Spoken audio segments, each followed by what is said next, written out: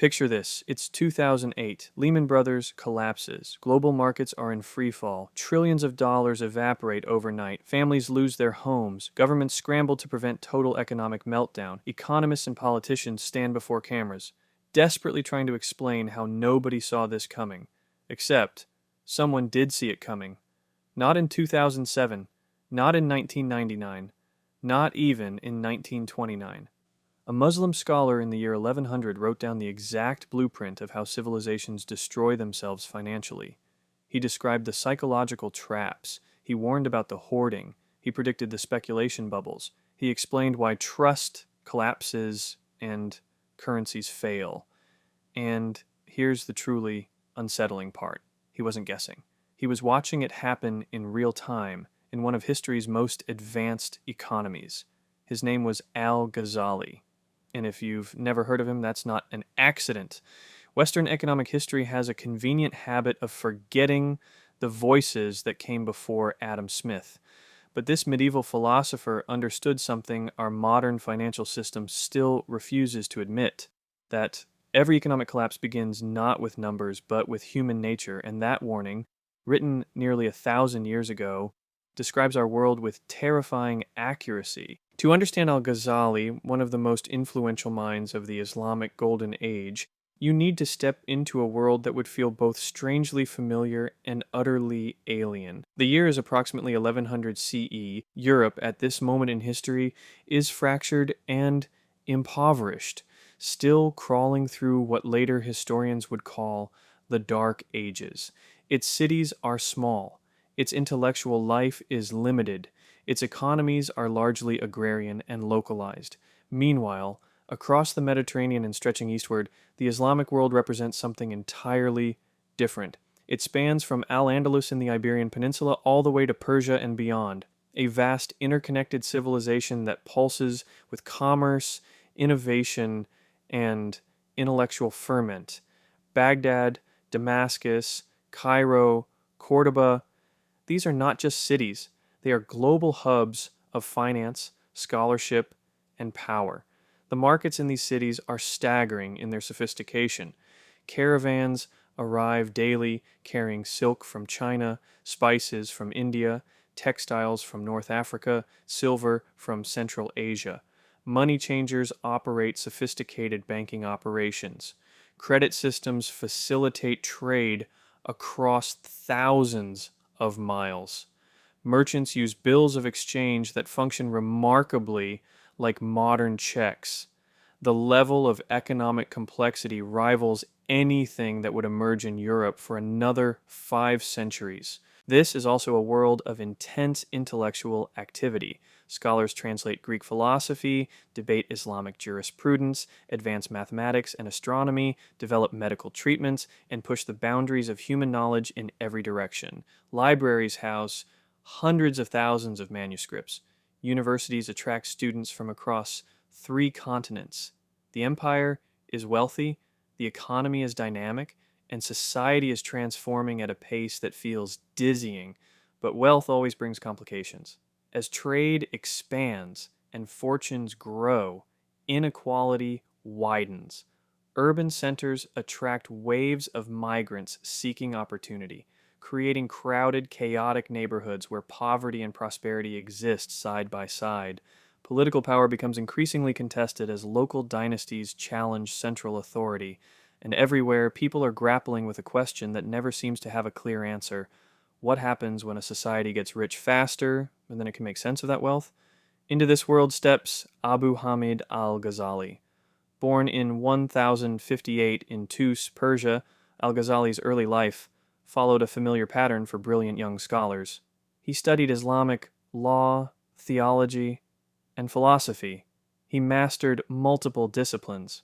By his mid-30s, he held one of the most prestigious academic positions in the Islamic world, a professorship at the Nizamiya Madrasa in Baghdad, the intellectual equivalent of holding a chair at Oxford or Harvard today. But Al-Ghazali was never satisfied with prestige alone. He was the kind of mind that couldn't ignore contradictions. He saw a civilization that was outwardly thriving, but inwardly troubled. He watched markets expand while trust eroded. He observed wealth accumulate while meaning disappeared. He He noticed how people who had everything materially often seemed the most spiritually hollow, and most importantly, he refused to accept that this was simply how things had to be. What set Al-Ghazali apart wasn't just his intellect, though that was formidable. It was his willingness to challenge the assumptions everyone else took for granted. While other scholars debated theological minutiae, he asked bigger questions. Why does wealth fail to bring happiness? Why do prosperous societies decay from within? What is the relationship between material success and moral collapse? And perhaps most radically, what happens when money itself becomes corrupted? These weren't abstract philosophical puzzles to him. These were urgent practical questions about the survival of civilization itself. You don't have to squint very hard to see the modern parallel. This is the part that catches most people off guard. When you hear medieval Islamic scholar, you probably don't think pioneering economist, but Al-Ghazali wasn't just a religious thinker or a philosopher in the abstract sense. He was one of the earliest minds to analyze money in moral, psychological, and systemic terms simultaneously. Where Aristotle had seen money primarily as a practical invention to facilitate trade, and where later European economists would analyze it through mathematical models, Al-Ghazali examined something deeper. How money shapes human behavior, how it transforms societies, how it creates both cooperation and corruption, and ultimately, how it can either strengthen or destroy the fabric of civilization. To understand his economic ideas, you first need to grasp how he conceptualized money at its most fundamental level. For Al-Ghazali, money was never meant to be worshipped, hoarded, or used as a marker of status. And it was a tool nothing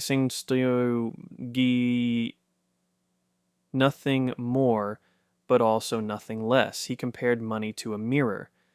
Think about that analogy for a moment.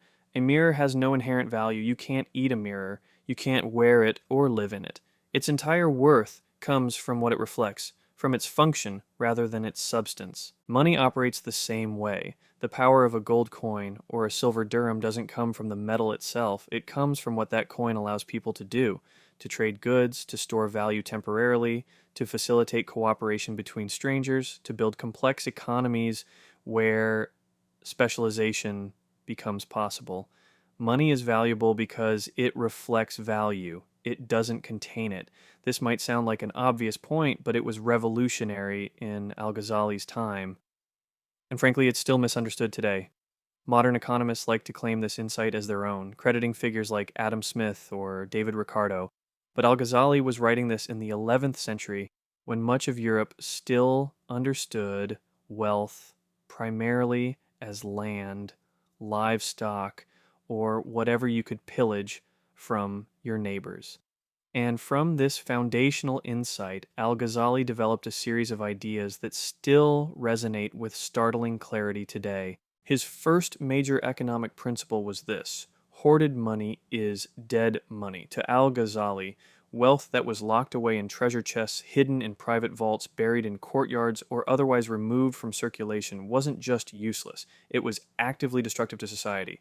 Idle wealth doesn't feed workers. It doesn't fund new enterprises. It doesn't support families. It doesn't facilitate trade. It strangles economic life. He described this phenomenon in vivid terms. Hoarding wealth freezes the bloodstream of society. Just as blood must circulate through the body to maintain life, money must circulate through an economy to maintain prosperity.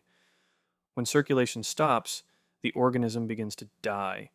It's a line that could appear in any modern critique of wealth inequality, and the logic is exactly the same. But Al-Ghazali wasn't simply moralizing about greed or making emotional appeals for charity. His argument was systemic and structural. When the wealthy hoard money, and when they accumulate far more than they could ever spend or invest, they create artificial scarcity, not because resources are actually lacking, but because the medium of exchange is being removed from circulation. When money doesn't flow, markets can't function properly, prices become distorted, trade slows down, opportunities disappear, people who want to work can't find employment, people who want to buy can't access goods, the entire economic system begins to malfunction. And here's where it gets interesting. Al-Ghazali recognized that This isn't just bad for the poor. It's ultimately bad for everyone, including the wealthy. When economic circulation breaks down, social stability deteriorates. When large portions of the population can't participate in the economy, resentment builds. When desperation spreads, so does crime, unrest, and eventually political instability. The wealthy might think they're protecting themselves by hoarding, but they're actually undermining the very system that made their wealth possible in the first place. This insight connects directly to his next major principle. Al-Ghazali had absolutely no patience for merchants who manipulated prices, created artificial shortages, or exploited crises for profit. He saw speculative behavior not as clever business strategy or smart investing, but as moral corruption disguised as commerce, profit without contribution, gain without creation. Whoever profits from the suffering of others, he wrote, profits from corruption. And corruption, in his view, was a contagion. It doesn't stay contained. Once it takes hold in one part of the market, it spreads. Merchants who see others getting rich through manipulation feel justified in doing the same. Customers who get cheated once learn to cheat others.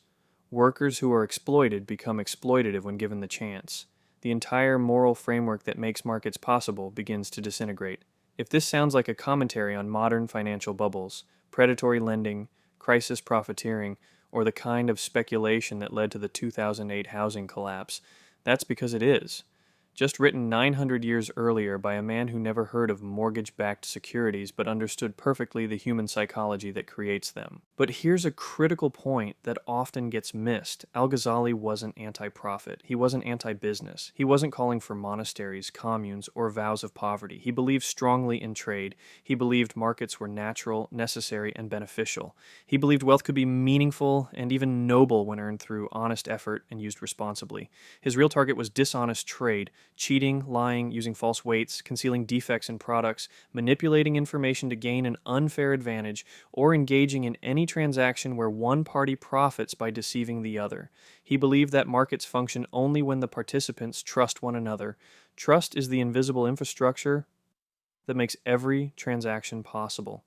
And once trust collapses, the economy collapses right behind it. In modern economic terms, Al-Ghazali was describing transaction costs, information asymmetry, and moral hazard. Concepts that wouldn't be formally developed in Western economics for another 8 centuries. He understood that when buyers can't trust sellers, they either avoid transactions entirely or demand such large discounts to compensate for risk that trade becomes inefficient. He understood that when information is manipulated, resources get misallocated. He understood that when people can profit from bad behavior without consequences, bad behavior becomes the norm. These aren't just philosophical observations, they're the mechanics of how economies function or fail. Another pillar of Al-Ghazali's economic thought was the inherent value and dignity of labor. He argued forcefully that work was not just an economic necessity, but a moral good, that effort, skill, and contribution built character while unearned wealth corroded it. To him, money earned through honest labor strengthened both the individual and society. A carpenter who builds furniture, a merchant who transports goods, a farmer who grows food, a teacher who educates students, all of these people are contributing something real to the world. They're creating value, they're serving others, and in doing so, they're developing their own capabilities and character. But money accumulated through manipulation, exploitation, or inheritance without responsibility, that was spiritually dangerous, not because wealth itself was evil, but because wealth without effort created entitlement, arrogance, and disconnection from reality. People who never had to work for what they have often fail to appreciate what others sacrifice. They lose touch with the struggles of ordinary life. They begin to see themselves as inherently superior rather than simply fortunate.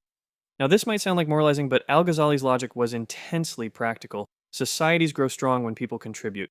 They grow weak when people exploit. A civilization built on productive labor can sustain itself indefinitely. A civilization built on extraction and exploitation will eventually consume itself. This principle connects directly to his views on wealth redistribution. Al-Ghazali supported zakat, the Islamic practice of giving a portion of one's wealth to those in need, not just as a religious obligation but as an economic necessity. He saw it as a mechanism for maintaining circulation, preventing excessive hoarding, and ensuring that everyone in society could participate in the economy.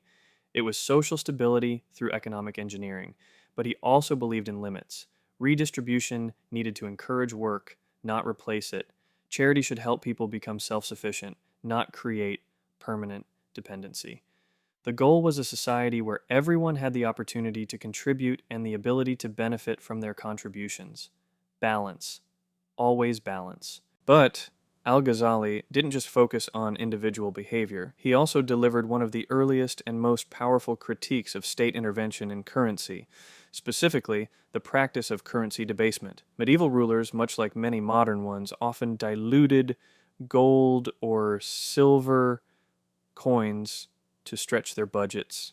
The process was simple: take coins out of circulation, melt them down, mix in cheaper metals, restrike them with the same denomination, and use the extra metal to mint additional coins.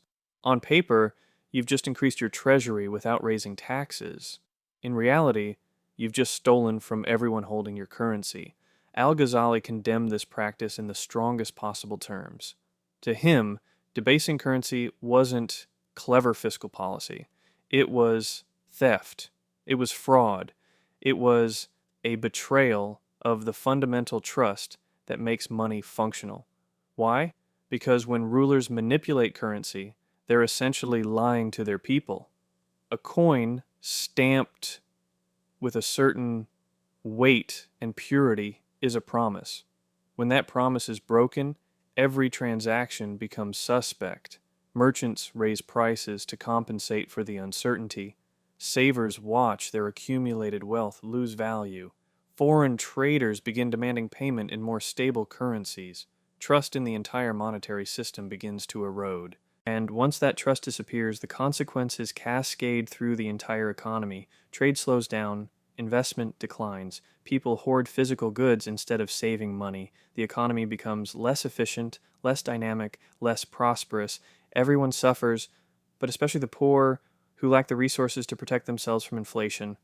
Al-Ghazali predicted that if states manipulated currency too often, populations would eventually lose confidence, abandon the local currency, and start using foreign money instead. 1,000 years later, we've seen this exact pattern play out in Weimar Germany, Zimbabwe, Venezuela, Argentina, Lebanon, and every modern case where hyperinflation destroyed public confidence in a currency. The mechanism is always the same. Governments face fiscal pressure. They print money or debase currency to avoid hard choices. Inflation accelerates. People flee to more stable stores of value. The currency collapses, and economic chaos follows. The specific technologies change, from clipping coins to running printing presses to adjusting digital ledgers, but the underlying dynamics remain identical. Al-Ghazali understood something that even many modern policymakers struggle to grasp. Money is ultimately a belief system. It works because people believe in it, and once that belief evaporates, no amount of legal tender laws or government mandates can force it back into existence. But Al-Ghazali's most profound insight might be this: corruption at the top radiates downward like poison spreading through water. His warnings about rulers didn't emerge from abstract political theory. They came from watching real governments make real decisions in real time. During his lifetime, political fragmentation was increasing across the Islamic world. Dynasties fought for legitimacy, local governors pushed for more revenue, central authority weakened while regional powers grew. And whenever rulers felt their grip on power slipping, the first place they tightened their hands was always the economy. Some raised taxes to crushing levels. Others manipulated coinage. Some seized merchant assets arbitrarily. Others borrowed recklessly and left future generations to deal with the consequences. None of these tactics were new. Desperate rulers have been doing desperate things since the beginning of civilization. But Al-Ghazali saw something that most people missed. These actions didn't just damage the economy directly, they damaged something far more fundamental: the moral framework that makes societies function. When a ruler cheats his people, he sends a message: might makes right. Promises don't matter. Power is the only truth. And that message spreads. Merchants feel justified in cheating their customers. Judges become corrupt. Officials take bribes. People lose faith in contracts, in institutions, in the very idea that honesty matters. The entire social order begins to unravel.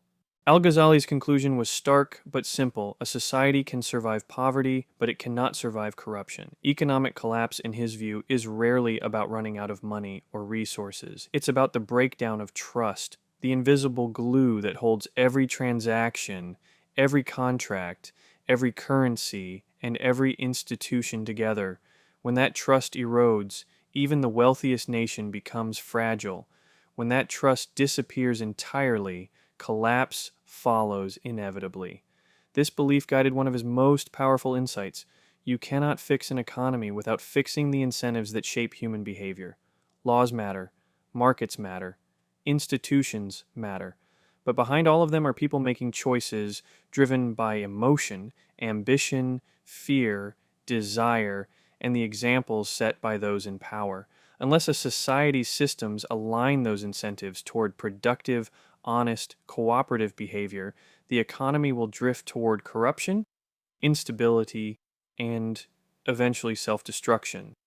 This is why Al-Ghazali placed such enormous emphasis on the moral dimension of wealth.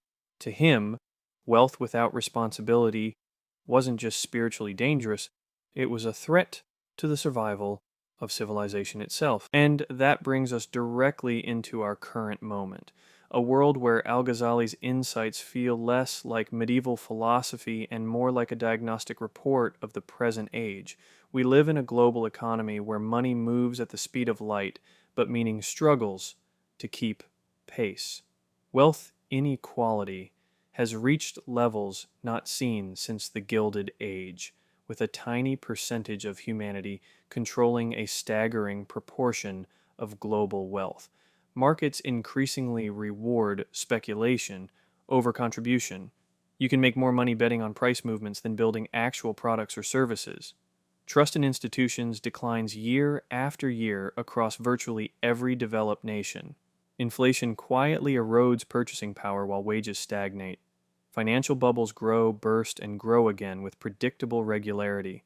And everywhere you look, there are echoes of the exact problems Al-Ghazali described, just playing out on a global scale with digital technology. His critique of hoarding mirrors today's debates about billionaires, offshore tax havens, concentrated wealth, and the question of why so much money sits idle in accounts while infrastructure crumbles and social programs face cuts. His warnings about speculation resemble concerns over housing crises driven by real estate speculation, cryptocurrency volatility, shadow banking, derivative trading, and predatory lending practices that profit from people's desperation. His condemnation of manipulated currency strikes directly at modern debates about monetary policy, quantitative easing, negative interest rates, and the growing disconnect between the financial system and the real economy. His emphasis on trust as the foundation of prosperity explains why nations with stable institutions, honest courts, predictable regulations, transparent governance,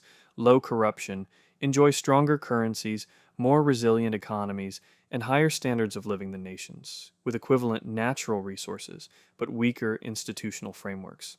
What's striking to anyone who studies Al-Ghazali seriously is how little the fundamental dynamics have changed. The technology is radically different. Markets operate globally instead of regionally.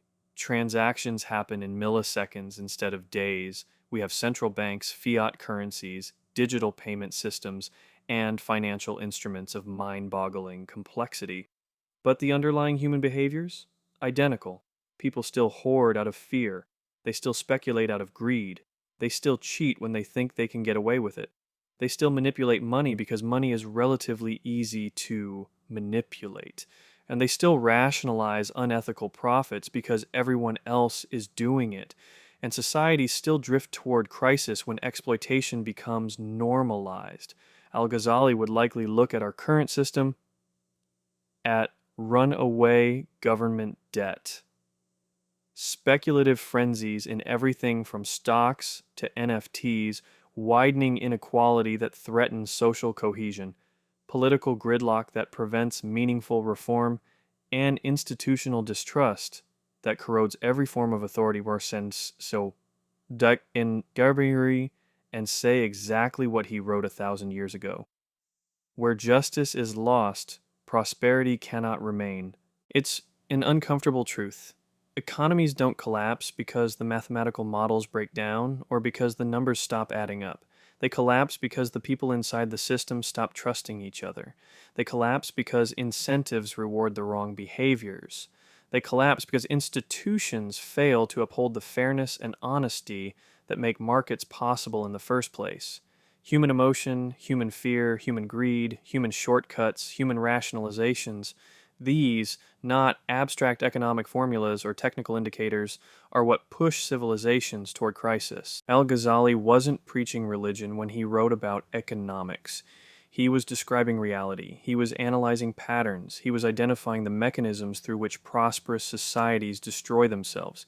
He understood something that economists, politicians, and financial experts often struggle to admit, that money is not a mechanical object governed by fixed laws like gravity. It's a moral ecosystem. It's a web of beliefs, expectations, and relationships.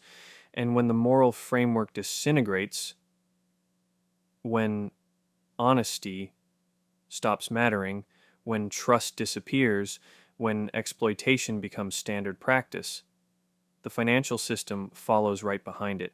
That's why his ideas matter urgently today. We're living through an era defined by record debt levels, unprecedented monetary experimentation, speculative excess in virtually every asset class, institutional mistrust across the political spectrum, rising inequality, declining social mobility, and a pervasive sense that the financial system is rigged in favor of those who already have wealth and power. Al-Ghazali's central message becomes not just historically interesting, but practically essential. If money becomes detached from morality, if wealth becomes disconnected from contribution, if power becomes separate from responsibility, the system will eventually break, not because of divine punishment, not because of moral philosophy in the abstract, but because the practical mechanisms that make complex economies function, trust, honest dealing, stable expectations, fair enforcement of rules, simply cease to operate. Understanding this isn't just financial education, it's financial protection. Because history might not repeat exactly, but if you don't understand the patterns, they'll crush you all the same. The warnings are all there, written in 11th century Arabic by a scholar who never imagined our world, but somehow understood it perfectly. The only question is whether we're willing to listen. And if this gave you a new perspective on how money, morality, and civilizations intersect, hit subscribe. History has the answers, and I'll show you exactly where to look.